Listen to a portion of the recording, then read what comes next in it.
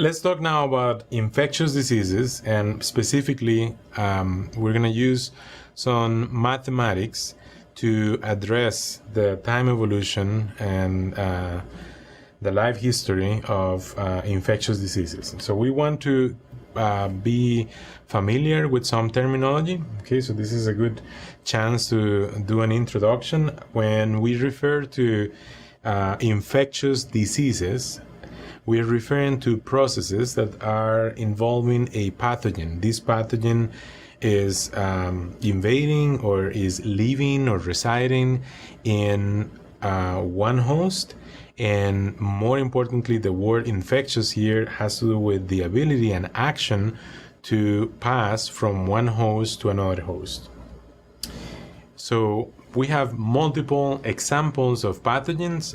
Perhaps the ones that come to mind right away are pathogens that are bacteria or pathogens that are viruses. Viruses, for example, the Mycobacterium tuberculosis is the bacterium responsible for the disease we know as tuberculosis, and influenza virus is an example of a pathogen that is responsible for what we commonly call the flu. We know that the flu season extends from October all the way through April and May, and the so-called flu is caused by the virus called influenza virus. So the infectiousness and the ability to infect others has to do with ways in which a pathogen is passed on. And these ways are called modes of transmission. There are many different modes of transmission. Here we mentioned some examples. We were just talking about these two examples of tuberculosis and the flu. These are examples of infectious diseases that are transmitted through particles that travel through the air. Okay? And therefore they have the name airborne diseases. There are other diseases that for the pathogen to be passed on from one host to another host, it is required the host have a sexual encounter. Okay, so those would be the diseases typically known as sexually transmitted diseases. And there are other examples of diseases that require a middleman, if you will, an intermediary. That intermediary acts effectively as a carrier of the disease.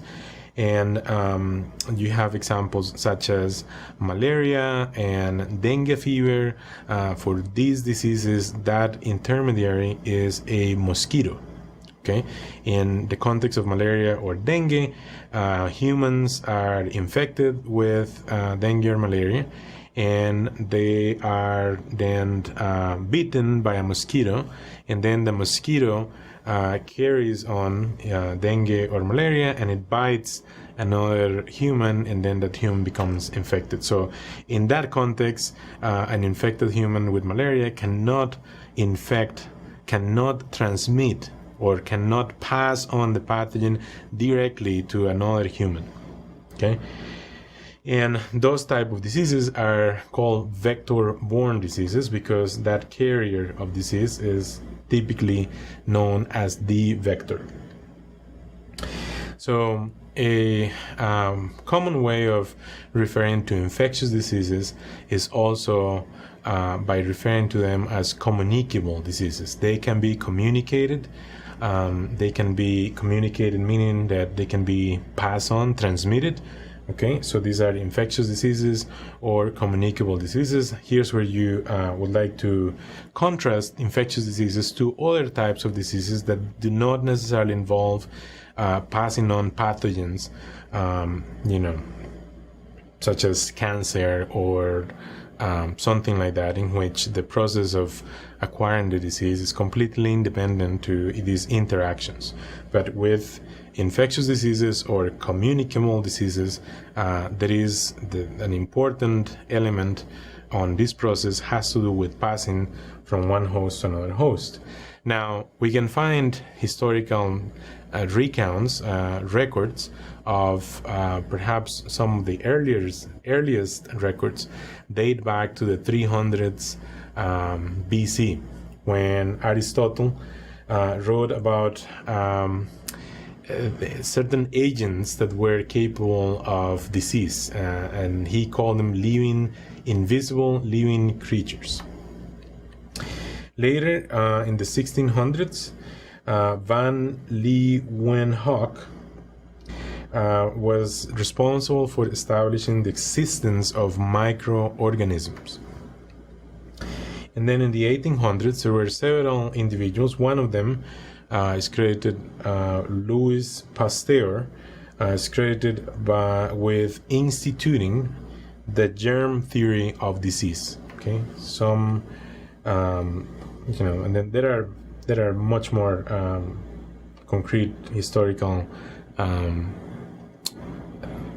recordings of disease transmission. But so what is transmission? Transmission has to do with that ability to pass on the pathogen. So here is a cartoon, a drawing of one host, and this host is not infected, and this host is hanging out with another host who is also here represented with the color blue.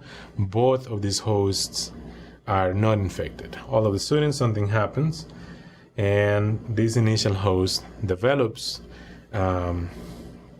this initial host is now infected, and so the transmission is, this is an illustration. Okay, so the point I'm trying to make is that we are concerned with interactions, for example, at the level of two individuals, of two hosts, and the ability for one host to pass on. So there will be some definition, some concept of what does it mean to have a contact, and when that contact is established, then there is a channel or an opportunity for this to happen, which is now the second host becomes infected.